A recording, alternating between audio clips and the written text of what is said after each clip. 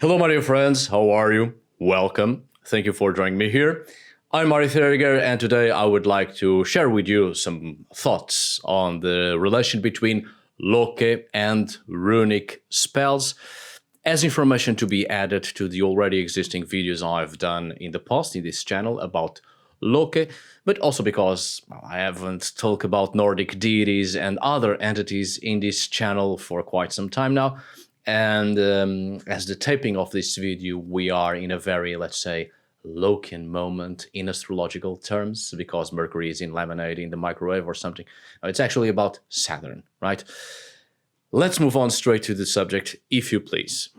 Well then, Loki is certainly one of the most popular and fascinating figures in Norse mythology, as has been said here before in past videos.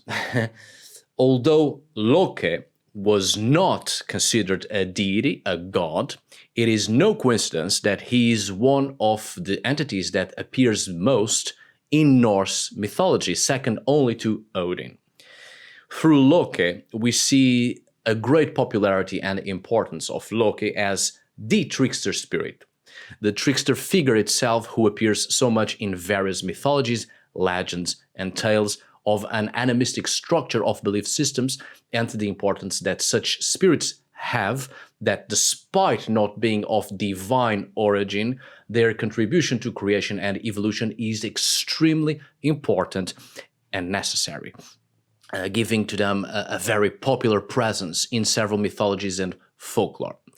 Of course, since he was a very important and popular figure, since the moment of Christianization, he was reinterpreted with elements of the devil in the Judeo-Christian tradition, as we can see in the famous example of Loki stone in the Kirby Stephen Parish Church, England, from the 10th century of the Common Era, in which the figure of Loki carries a pair of horns and was used in these contexts, as many other mythical elements and Norse deities were used in these contexts to express a Christian religious dialogue, creating comparisons between Judeo-Christian myths and religious scriptures with pagan religious themes and beliefs. A subject that has also been discussed here before in the past, right? In the past video. It is therefore, in a way, quite funny that through Christianization and a certain form of demonization of Loki through this religious route, Loki soon became immensely popular in European folklore. And this kind of plot twist seems like precisely Loki's plan all along. But well, traditions involving landscapes, natural phenomena, animals, plants, among others, began to be closely associated with Loki. This also happened with aspects of runic traditions, showing how Loki was reworked and had continuity in folklore. This also serves to understand that many things associated with Loki are not exactly pagan, but rather Christian from the medieval era, namely in European folklore after the popularization of Loki through the demonization of this figure, which also were then extended into modern European folklore. Let us then look at the fart runes as Icelandic magic staves, Galdrastafir, which tells us, write these sigils on white calf skin with your blood, bleed your thigh and say, I carve 8 ounces, 9 nauthis, 13 thurisas, which shall greatly afflict your belly with diarrhea and sharp pains, and may all these afflict your belly with much farting. May your bones split into pieces, may your guts burst, may your farts never stop day or night. May you become as weak as the demon Loki, who was imprisoned by all the gods. In your most powerful name, Lord God, Spirit, Creator, Odin, Thor, Savior, Freyr, Freya, Olpa, Satan, Beelzebub, Helper, Mighty God, protect with your followers, Utheos Mors Nocte Vitalis. I would like to point out that even though the Galdra book presents these sigils right after this text, as you can see on the screen, And as many authors have also included these after such a text, they do not, in fact, as you can see, correspond in number to the number of runes the text presents, and I shall explain that in a moment. Anyway, several other manuscripts which you can check at the end of this video in the bibliography make the correct number of the runic characters, as you can see here by these two examples on the screen, hopefully, and the manuscripts in question, which you can check at the end of this video in the bibliography, as I said. So this one is a very interesting example in terms of the use of Norse gods in modern age spells. A hard one to read, to be sure. At the bottom of the first page are listed Uden, Thor, Frelsere, Frey, Freya, Opper, followed by Satan, Beelzebub, and so on and so forth. Lower down are drawn what are described as 8 Os runes, 2 Nod runes with the number 9 written next to them, and 1 Thurs rune with the number 13 beside it, which is why many authors are confused as to why the exact number of runes was not written, but many seem to miss the actual numbers drawn next to them. There wasn't a lot of space in the manuscript, so the runic characters are given as an example. They're iconography, not drawn the exact number, but just examples of the characters followed by the numbers they are supposed to be. There's no big mystery here, as many have tried to codify this, purposely missing the number of the numbers drawn next to the characters. Anyway, here Freyr and Frey are alternate forms of Freyr and Freya, just to make it clear, right? It's not strange to see old gods in spells and magic incantations of the modern period and in traditional folk magic. There are plenty of examples in trolldom, Swedish and Danish traditional folk magic, in examples of the 18th, 19th, and 20th centuries of old gods together with biblical figures and demons being called upon in magic incantations. This happens in almost every traditional folk magic in Europe, throughout Europe. I've talked about this in previous videos, especially concerning the Icelandic magic staves, Galdrastafir. And so let us remember that the church normally, the Catholic Church normally did not deny the existence of divinities and other entities of the religions on which it imposed itself, but limited itself to attributing to them a demonic nature. So the range of demons that could be summoned also included ancient pagan deities. This does not imply that pagan beliefs survived. On the contrary, it attests to the effective demotion of the pagan gods from supreme powers of their religion to fallen angels of another religion, the Christian one. So that's exactly what we have in this example. Old gods became powerful fallen angels, demons, hence being invoked in this context. But the point here is that in this religious context and the new popularization of Loki, we find in this spell a reference to him, right? Connected to the farting runes.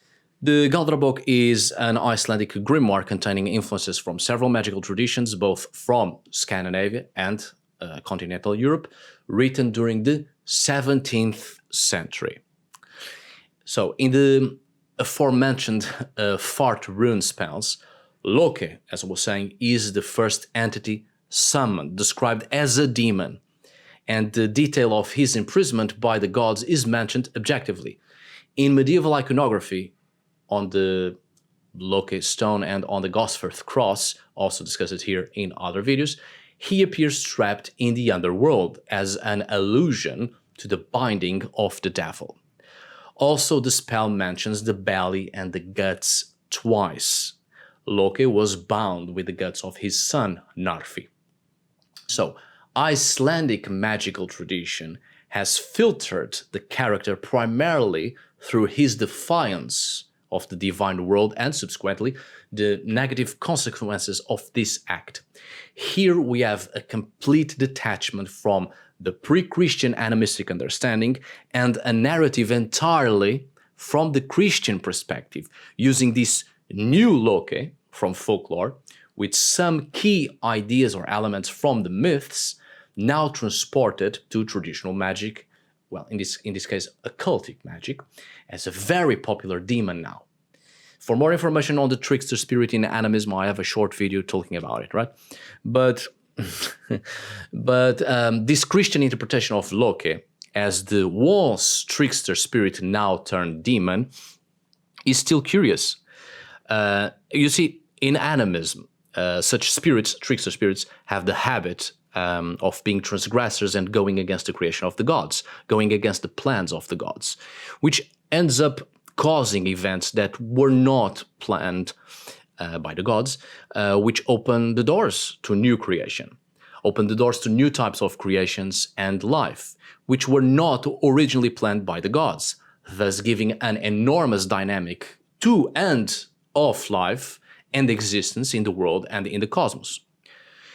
However, from the Christian perspective, this transgression is comparable to that of the fallen angels in the Bible, who in turn, like Lucifer, and not so much as Satan, are transgressive and liberating figures and end up giving humanity that which the divine forbids from being known. Here, Loki, in this new religious vision, becomes a villain, actually. While animism sees the trickster spirit's transgression and messing around with the divine realms and plans as something that must occur in order to allow evolution and the continuation of life to thrive and exist, this same transgression is very differently interpreted by Christianity. I would like to give a little piece of extra information in relation to this subject, and a very special thanks to Professor Johnny Langer for pointing this out. In medieval Runic tradition, Loki was also mentioned, right? In the Norwegian runic poem, 13th century, he is associated with the rune bjerken, birch. The birch is an extremely important tree in European folklore, associated with protection against spells and incantations, as well as, well, warding off evil. Considered sacred, it was also linked to fate and death, with the fecundity and fertility of humans and animals, as well as medicinal uses. In the Prose Edda, Loki was also linked with another plant, right? The mistletoe. Although the narrative is associated with the death of Balder, mistletoe was an important medicinal and magical protection plant nonetheless. Perhaps here we can still see a glimpse of pre-Christian animistic beliefs by associating Loki with certain medicinal plants. But hard to tell how much of pagan beliefs truly survived into the medieval folklore in the case of Loki, or if this is indeed a later association between the once trickster spirit who gained new popularity in the post-Christian medieval Europe with folk medicine of the Middle Ages, after medicinal manuscripts of continental Europe started to be compiled in Scandinavia after the 12th century, a century before the writing of this runic poem. But the association between Loki and other plants does not end here. From oral tradition collected during the 19th and early 20th centuries, we have 4 plants associated with Loki. 2 are from the northern region of Jutland, Denmark. Lokens Have, Loki's oaths, and Lokaleirin, Loki's flowers. The first is a moss, kind of moss that harms livestock, while the second is a herbaceous plant used for magical and divinatory medicinal purposes. So these last ones are dandelions. So in summer, when the heat and wind make objects on the horizon appear distorted, a proverb is said, or it occurs with the aforementioned moss, right? So Loki is now sowing his oats. It has already been discussed here in a previous video about Loki being the spirit of fire. This medieval and modern association in Denmark with Loki being a helping spirit of farmers, especially linked to summer and hot air. However, here with this proverb, we are faced with a warning to be careful with livestock at this time, so that they do not eat Loki's oats.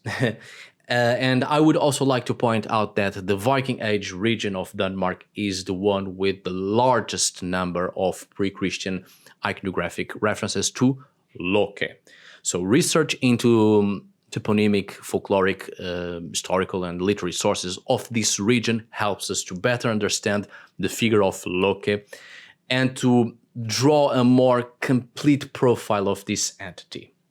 Anyway, moving on. In Iceland, we have the other two plants, Lokasjóður, Loki's bag, a herbaceous wildflower considered a pest by farmers as it affects the growth of grass, and Lokasjóðurróðir, the brother of Loki's bag, a small herbaceous plant that occurs in streams and pastures, also considered harmful.